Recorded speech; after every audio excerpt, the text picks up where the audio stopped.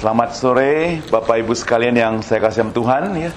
Senang sekali hari ini kita boleh berkumpul bersama-sama untuk beribadah, memuji Tuhan dan mendengarkan firman Tuhan. Saya memberikan tema pada sore hari ini. Temanya adalah bagaimana Allah menguji iman kita. Bagaimana Allah menguji iman kita. Mari kita masuk dalam doa. Bapa di surga, kami datang kepadamu sore hari ini. Biarlah Tuhan yang mengurapi setiap kami, Tuhan yang mempersiapkan hati dan pikiran kami, supaya setiap kami yang sudah hadir, kami boleh sungguh-sungguh mendengarkan firman-Mu. Demikian juga hamba-Mu yang di dalam segala keterbatasan dia, di dalam segala kelemahan dia, berikan hikmat yang daripada Tuhan, supaya firman Tuhan yang disampaikan benar-benar boleh jadi berkat, baik bagi dirinya sendiri maupun bagi orang-orang yang mendengarkannya. Di dalam nama Tuhan Yesus kami berdoa. Amin. Saudara, kerohanian kita tidak berjalan secara otomatis. Dengan kata lain, kalau kita sudah percaya kepada Tuhan Yesus sebagai juru selamat, kita sudah mendapatkan keselamatan itu. Namun untuk masalah kerohanian masih perlu proses. Jadi kita selamat benar, tapi belum tentu kita adalah orang Kristen yang rohani. Gereja kita boleh berumur 13, 14 atau 20 sekian tahun, tetapi orang-orang yang di dalamnya itu masih jadi orang Kristen yang kanak-kanak. Bisa terjadi demikian. Itu sebabnya maka dikatakan orang Kristen yang kerdil, orang Kristen bonsai, ya. Jadi kecil, ya, tapi sudah tua, saudara. Demikian juga dengan iman kita. Iman juga tidak bertumbuh secara otomatis. Iman juga harus melalui proses. Tidak bersifat instan. Maka iman kita itu harus berjalan bertahap tatkala kita ikut Tuhan kita. Nah, walaupun kita sudah lama menjadi pengikut Kristus, mungkin sudah 20, 30, bahkan 40 sekian tahun, bahkan 50 sekian tahun yang lalu ikut Tuhan. Namun kalau berbicara tentang iman, kemungkinan kita memang beriman yang kuat. Tapi kemungkinan besar kita juga tidak beriman. Itu sebabnya maka kemungkinan besar bisa terjadi kita bahkan tidak memiliki iman yang sebesar biji sesawi yang diilustrasikan oleh Tuhan Yesus. Coba kita baca sejenak Matius 9 ayat 29. Di situ dikatakan, lalu Yesus menjamah mata mereka sambil berkata, jadilah kepadamu menurut imanmu. Lalu Yesus menjamah mata mereka sambil berkata, jadilah kepadamu menurut imanmu. Ya, apabila ayat ini saudara kita hendak terapkan dalam kehidupan kita, maka boleh dikatakan apa yang kita pikirkan, apa yang kita harapkan, apa yang ada dalam hati kita, apa yang kita mau, apa yang kita senang, itu bakal terjadi, saudara. Karena jadilah sesuai dengan imanmu. Bahkan apa yang kita ucapkan, itu bakal terjadi. Makanya sebagai orang percaya, kita semestinya tidak boleh sembarangan berbicara. Apalagi omongannya itu yang tidak menjadi berkat. Karena apa yang kita omong itu bisa saja terjadi. Saudara yang saya kasih Tuhan, namun sekali lagi iman tidak berjalan selancar itu. Makanya hari ini kita akan lihat bagaimana Allah menguji iman kita. Di dalam Ibrani 11 ayat 6, di situ dikatakan tetapi tanpa iman tidak mungkin orang berkenan kepada Allah. Sebab barang siapa berpaling kepada Allah, ia harus percaya bahwa Allah ada dan bahwa Allah memberi upah kepada orang yang sungguh-sungguh mencari Dia. Saya berikan garis bawah, kepada orang yang sungguh-sungguh mencari Dia, maka orang itu akan memperoleh upah. Permisi tanya, apakah kita hari ini yang datang tempat ini sungguh-sungguh mencari Dia atau tidak? Dalam perjalanan hidup orang percaya, saudara, kita juga sering mengalami pasang naik. Kadang-kadang ada orang percaya, imannya begitu luar biasa. Ada kesulitan yang terjadi, ada persoalan, dia tetap tegar, tetap kokoh, percaya pada Tuhan. Tapi di lain pihak ada orang percaya yang pasang surut. Sedikit saja ada masalah, langsung dia terjungkal, terbalik, KO, saudara. Dan hal ini juga dialami bukan hanya orang Kristen biasa, termasuk juga orang-orang kudus dalam zaman Alkitab, saudara. Misalnya, para rasul, mereka juga kadang-kadang bisa mengalami pasang naik dan pasang surut. Kenapa? Karena rasul itu juga adalah manusia. Itu sebabnya, maka para rasul, saudara, di dalam Lukas 17 ayat 5, mereka tidak segan dan juga tidak malu, bahkan tidak sungkan mengatakan kepada Tuhan Yesus, tambahkanlah iman itu kepada kami.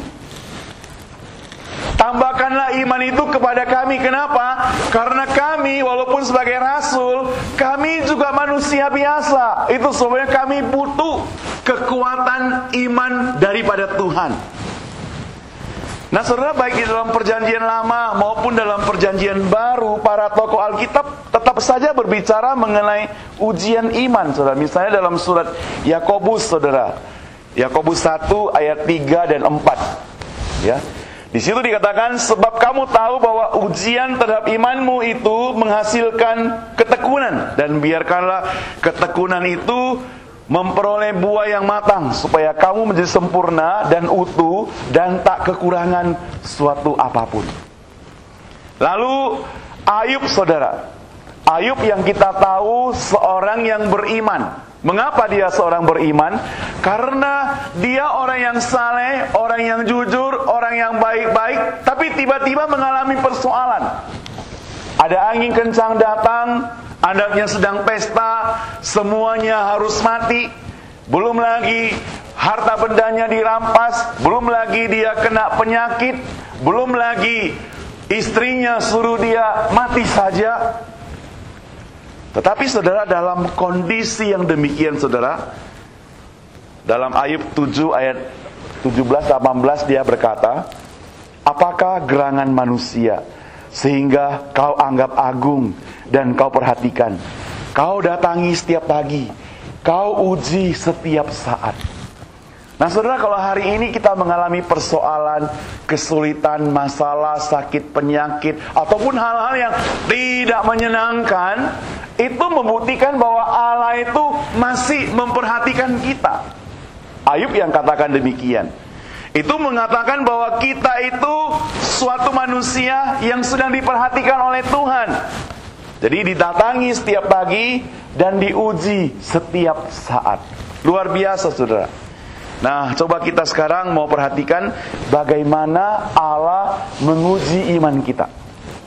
Sore hari ini kita akan belajar 4 hal. Bagaimana Allah menguji iman kita. Yang pertama, saudara, Allah menguji iman kita melalui kesulitan. Saya yakinlah, saudara, saya dan Anda setiap hari, setiap saat, kapan saja, atau boleh dikatakan dalam kehidupan kita, kita tidak terlepas yang dinamakan dengan kesulitan. Tentunya kesulitan itu cara menghadapinya berbeda. Ada orang, tadi saya katakan, tatkala kesulitan datang, dia begitu tegar, begitu kuat, begitu mantap, begitu persiapkan diri menghadapinya. Jadi dia bisa melewati kesulitan dengan penuh taat pada Tuhan. Dia bisa melewati kesulitan dengan penuh bersandar kepada Tuhan. Dia bisa melewati kesulitan itu dengan seakan-akan tidak terjadi apa-apa. Bukan karena dia sedang kehilangan pikiran, bukan. Tapi karena dia bersandar sepenuhnya kepada Tuhan. Namun ada semacam orang, saudara, begitu kesulitan datang, dia langsung hancur, langsung ambruk, langsung KO, langsung tidak bisa berbuat apa-apa lagi. Dia langsung menyerah, saudara. Itu sebabnya, saudara, di dalam 1 Petrus 6 dan 7, pasal 1 Petrus pasal 1 ayat 6 dan 7 dikatakan, bergembiralah akan hal itu, sekalipun sekarang ini kamu seketika berduka. Jadi saya senang sekali kata seketika. Jadi kita berduka itu hanya seketika. Apa yang dimaksud seketika? Seketika itu artinya sementara. Hanya sebentar kita berduka, maka bergembiralah karena kita hanya seketika berduka oleh berbagai-bagai pencobaan. Maksudnya semuanya itu ialah untuk membuktikan kemurnian imanmu, yang jauh lebih tinggi nilainya nanti daripada emas yang fana, yang diuji kemurniannya dengan api. Kamu memperoleh puji-pujian dan kemuliaan dan kehormatan pada hari Kristus Yesus menyatakan dirinya. Jadi kalau ada kesulitan persoalan, maka itu seketika saja.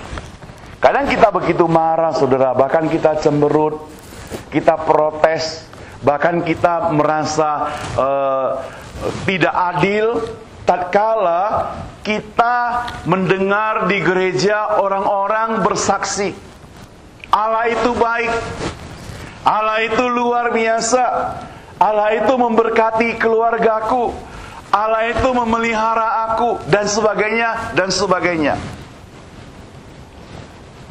Tapi waktu giliran kita bertanya, apa yang Allah pelihara kepadaku? Buktinya aku menghadapi kesulitan, buktinya aku menghadapi persoalan, buktinya aku menghadapi masalah, padahal aku setia pada Tuhan, aku beribadah kepada Tuhan, aku melayani Tuhan, aku memberikan perpuluhan pada Tuhan, aku melakukan semuanya untuk Tuhan. Saudara, kadang sebagai hamba Tuhan saya sulit menjelaskan kepada anak Tuhan yang kenyataannya dia begitu saleh, jujur, setia, dan begitu luar biasa dalam Tuhan, tapi toh mengalami persoalan dalam hidupnya. Nah, dalam kondisi itu saya mencoba membandingkan, ya. Kalau dulu waktu zaman saya remaja atau pemuda, sering ada film silat, ya, film kungfu gitu ya, film kungfu silat gitu. Saudara mungkin pernah nonton juga ya, film silat. Jadi biasanya di film silat itu ada anak mudanya, ya, ada orang jahatnya, ada suhunya juga gitu, ahlinya, gurunya. Biasanya anak muda itu selalu menang. Itu sudah didesain oleh cerita gitu ya, selalu menang gitu. Kecuali saudara karang cerita anak mudanya kalah, saya nggak tahu gitu. Tapi selalu menang biasanya. Dan orang jahat selalu kalah. Biasanya juga cerita anak muda itu kadang-kadang dia diejek, diperlakukan segala macam, nanti buntut-buntutnya tetap juga menang. Nah, ngomong-ngomong, dalam cerita silat biasanya si anak muda mau belajar kungfu kepada suhu. Apa yang dia lakukan? Dia datang kepada suhu bilang, saya mau belajar kungfu. Tapi si suhu biasanya jual mahal, tidak langsung ngajar. Dia mungkin suruh dia ambil air di sungai gitu. Dia ambil air berhari-hari di sungai atau di sumur, timba air bawa pulang. Udah itu ambil kayu di hutan, ya lakukan lagi gitu ya. Dan berulang lakukan itu gak ada hubungan dengan latihan kungfu, saudara. Tapi dia lakukan dengan setia. Sampai pada waktunya, kalau si pemuda itu sadar, kalau pemuda itu sabar juga, maka dia akan diajarkan kungfu, saudara. Nah, saudara yang saya kasih Tuhan, apa maksud di sini? Maksudnya adalah tatkala kita dimurnikan, kadang-kadang kesulitan terjadi, tidak masalah. Seorang pemuda baru putus cinta, wajahnya cemberut, pulang ke rumah, datang ngadu kepada mamanya. Mamanya sedang memasak kue bolu, ya. Mamanya ahli masak kue bolu. Jadi dia cerita, bilang, "Mah, Tuhan tidak adil. Dalam hidupku penuh dengan kesulitan. Pacar, sudah pacaran 3-4 tahun, dia pergi, digandeng oleh cowok lain. Saya dari Medan, ya. Jadi kalau yang pacar digandeng cowok lain tuh, kalau orang Medan bilang pelihara ayam jadi burung, saudara. Ya. Dia pelihara ayam jadi burung bersayap gitu. Jadi sudah pelihara 3-4 tahun, sekarang jadi burung digandeng orang lain. Ya, nanti tanya orang Medan tuh, pelihara ayam bahasa Hokkiennya apa, jadi burung bahasa Hokkiennya apa gitu. Jadi pelihara ayam jadi burung, saudara. Jadi dia cerita pada mamanya, dunia ini Tuhan tidak adil. Pacar direbut, apalagi kuliah berantakan, kerja gak dapat.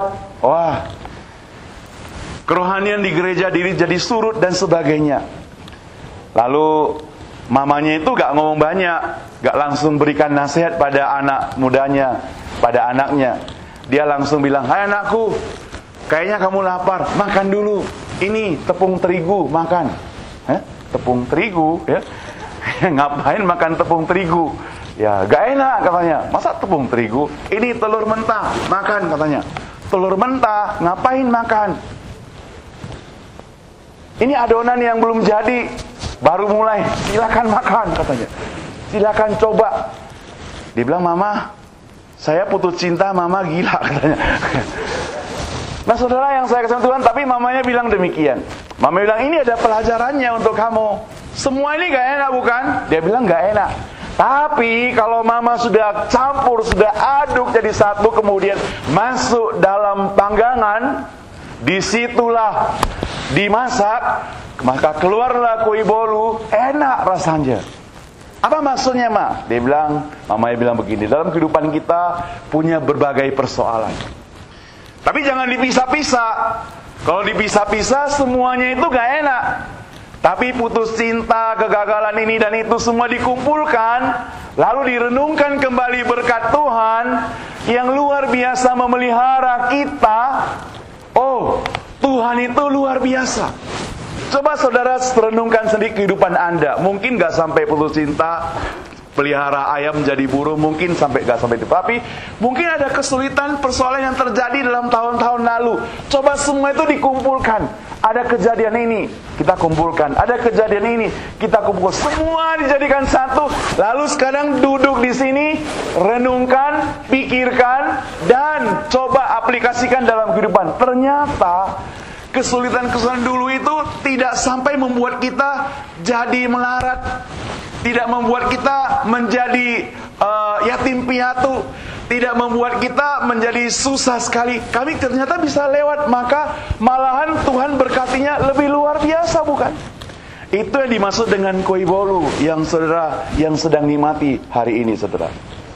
Itu saudara, maka ketika kesulitan hidup itu muncul, kita jangan cepat bersungut. Siapa sangka justru kesulitan itu bisa jadi berkat, saudara. Sekali lagi dalam surat Yakobus, saudara, dikatakan, saudara-saudaraku, anggaplah sebagai suatu kebahagiaan apabila kamu jatuh dalam berbagai pencobaan. Sebab kamu tahu bahwa ujian terhadap imanmu itu menghasilkan ketekunan. Jadi kuncinya apa, saudara? Kalau ada kesulitan terjadi yang menguji kita, maka kuncinya adalah kita hadapi dengan penuh kegirangan. Tidak harus bersungut-sungut terus-menerus. Tidak harus frustrasi terus-menerus, tapi kita menghadapi dengan kegirangan. Kenapa? Karena itu seketika saja. Kenapa? Karena itu adalah sementara saja. Kenapa? Karena kita akan menikmati kue bolu yang enak itu, saudara. Yang kedua, saudara, Allah menguji iman kita melalui pengujian. Allah menguji kita melalui pengujian. Saudara, berkat yang kita terima selama ini kadangkala juga dapat dipakai Allah sebagai alat untuk menguji iman kita. Jadi kita jangan berpikir kita sudah aman dalam pekerjaan, gaji besar, kerja di perusahaan besar, kemudian istri tetap cantik, suami tetap tampan, anak-anak manis, pandai sekolah, rajin, hebat dan sebagainya, juara terus. Nah, belum tentu itu menjadi jaminan, saudara. Allah dapat saja memakai segala cara untuk menguji kita. Dan itu terjadi, saudara, biasanya secara mendadak dan sekejap, saudara. Dan pada waktu kita lalai, iblis juga menyelonong masuk, saudara. Tidak tinggal diam. Iblis ambil bagian untuk mencobai kehidupan kita. Siapa sangka, saudara, di malam Natal beberapa tahun yang lalu, orang-orang sedang sukacita, tiba-tiba air tsunami menghanyutkan Banda Aceh misalnya. Disitulah orang-orang, termasuk orang percaya yang harus kehilangan sanak famili. Keluarga mereka tidak lengkap, tinggal anak saja. Ada yang tinggal nenek saja, ada yang tinggal suami saja, ada yang tinggal istri saja. Siapa sangka juga tiba-tiba di kota San Diego terjadi kebakaran besar yang kita sama-sama melihat atau dengar dalam berita ini belakangan ini, saudara. Saya yakin, saudara, rumah yang mereka beli itu mereka sudah berlutut bertahun-tahun doa supaya bisa beli rumah itu. Itu berkat Tuhan. Tapi bisa lenyap dalam sekejap dan sesaat, saudara. Kenapa? Karena Allah bisa memakai alat itu, berkat itu untuk menguji kita, saudara. Nah, dalam kitab Keluaran 16 ayat 4, di situ dikatakan, lalu berfirmanlah Tuhan kepada Musa, sesungguhnya aku akan menurunkan dari langit hujan roti bagimu. Maka bangsa itu akan keluar dan memungut tiap-tiap hari sebanyak yang perlu untuk sehari, supaya mereka aku coba apakah mereka hidup menurut hukumku atau tidak. Saudara, terhadap orang Israel, Allah memberikan berkat makanan yang cukup. Allah katakan, makanan ini diberikan cukup untuk sehari. Jangan khawatir besok, aku akan berikan lagi kepadamu. Tapi orang Israel tetap khawatir, saudara. Ini dasar manusia sudah berdosa. Tuhan yang janjikan pun dia tidak bisa percaya, saudara. Maka mereka mengambil sebanyak-banyaknya untuk besok, untuk lusa, dan untuk berhari-hari. Dan akhirnya Alkitab mencatat makanan itu menjadi busuk. Nah, saudara, ada banyak contoh lain yang Allah kerjakan buat anak-anaknya yang sesungguhnya hanya perlu iman dan ketaatan. Di dalam Alkitab, Abraham itu diutus Tuhan untuk pergi ke tempat yang dia tidak tahu ujung pangkalnya. Ibrani 11 ayat 8. Tetapi Abraham taat pergi. Dulu gak ada Yahoo, gak ada Google untuk mencari alamat di mana Kanaan, saudara. Gak ada. Tapi dia tetap pergi ke sana, saudara. Demikian juga Nuh, saudara. Di dalam Alkitab Ibrani 1 ayat 7, Nuh itu diminta untuk membuat bahtera. Bukan di tepi pantai, kapal itu bukan dibuat di tepi pantai. Biasanya kalau buat kapal tepi pantai tinggal dorong, langsung mau masuk ke laut, saudara. Tapi disuruh bangun, buat bahtera di atas gunung. Itu sebabnya maka tidak heran kalau orang-orang ngenyek si Nuh. Orang-orang bilang Nuh itu gila. Masa bangun perahu di atas gunung? Siapa yang mau dayung? Siapa yang mau naik di atas gunung? Tapi ada rancangan Tuhan yang tetap diimani, ditaati, dan diikuti oleh si Nuh ini, saudara. Maka Nuh tidak peduli akan omongan orang. Dia maju terus, pantang mundur.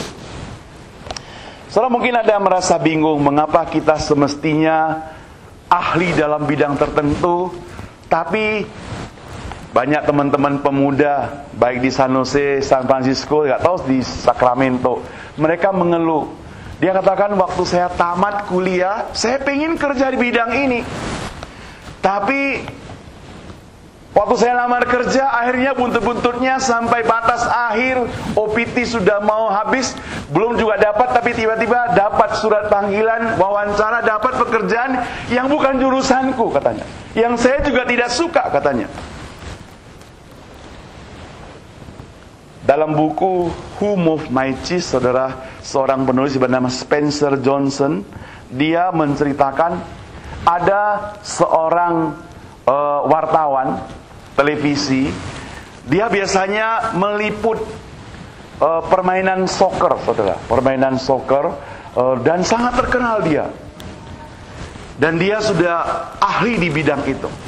Tapi apa yang terjadi? Suatu hari bosnya alihkan dia, manajer alihkan dia ke permainan yang lain, renang. Ya, dia merasa jengkel. Dia tidak tahu bagaimana bisa lakukan itu. Dia gak suka dengan yang renang itu. Tapi karena dia tetap mau taat, maka dia akhirnya kerjakan. Jadi wartawan khusus televisi di bagian renang. Akhirnya karena dia belajar dengan baik, dia kuasai semuanya. Apa yang terjadi, saudara? Dalam cerita itu dikatakan ketika dia kuasai semua, maka saat ini dia bisa dua macam. Dia bisa bagian soccer, dia juga bisa bagian yang renang, saudara. Orang lain tidak bisa, orang lain hanya bisa satu macam. Jadi bagi dia itu ada semacam hidden blessing, saudara. Ada berkat yang tersembunyi, saudara. Saya tidak tahu apakah saudara pernah menemukan berkat tersembunyi dalam hidup Anda. Ada kesulitan, persoalan, masalah, sakit, penyakit, dan semua menumpuk. Kemudian hari ini saudara duduk renungkan, ternyata ada berkat yang tersembunyi, saudara. Oh, kalau berkat yang tersembunyi itu disaksikan kepada orang bahwa Tuhan begitu luar biasa memelihara kita, akan menguatkan orang lain. Kalau saudara hari ini belum menemukan berkat yang tersembunyi itu, coba cari tahu dalam kehidupan Anda, apa yang merupakan berkat yang tersembunyi itu. Kalau kita diuji dalam kehidupan kita mengenai pengujian itu, maka yang perlu kita lakukan adalah segera taat kepada Tuhan. Yang ketiga, saudara, Allah juga bisa menguji melalui harta kekayaan. Saudara, harta kekayaan kita itu milik Allah. Saudara semua akui demikian. Bahkan ada orang mengakuinya, harta kekayaanku itu titipan dari Tuhan. Tapi saudara, kadangkala orang Kristen, bahkan orang di gereja yang sudah aktif, yang sudah katakan harta kekayaanku itu titipan Tuhan, tapi waktu Tuhan mau pakai untuk acara-acara pekerjaan Tuhan, dia gak mau kembalikan, saudara. Mestinya kalau titipan Tuhan kan orang mau pakai langsung kembalikan gak apa-apa. Tapi titipan itu dianggap seperti sudah milik sendiri. Sebab kalau saudara dan saya sadar bahwa itu titipan Tuhan, maka kalau Tuhan mau pakai, ya biarkan Tuhan pakai dong. Kenapa harus kita pertahankan? Itu namanya curang, namanya menipu. Orang titip, Tuhan titip, tapi kita bilang milik kita. Nah, ini bisa terjadi dalam kehidupan orang percaya juga. Nah, saudara, yang saya kasih Tuhan, saya tidak tahu dengan saudara secara pribadi, tapi kenyataannya banyak anak-anak Tuhan yang kalau untuk urusan pekerjaan Tuhan, pelitnya bukan main, saudara. Hidupnya penuh berkat, tapi tidak pernah jadi berkat bagi orang lain. Jadi kalau Anda jadi orang kaya, percuma, karena Anda hanya kaya untuk diri sendiri, tidak menjadi berkat bagi orang lain. Maaf kalau saudara ada yang kaya tersinggung di sini, saudara. Nah, sebagai hamba Tuhan, saya belajar, saudara, bagaimana tidak membedakan antara orang kaya dan miskin. Dan ini tidak gampang, saudara. Banyak gereja-gereja terpengaruh. Oh, ini persembahannya besar. Jangan coba-coba menegur. Jangan coba-coba bikin dia sakit hati. Nanti gak mau ke gereja lagi.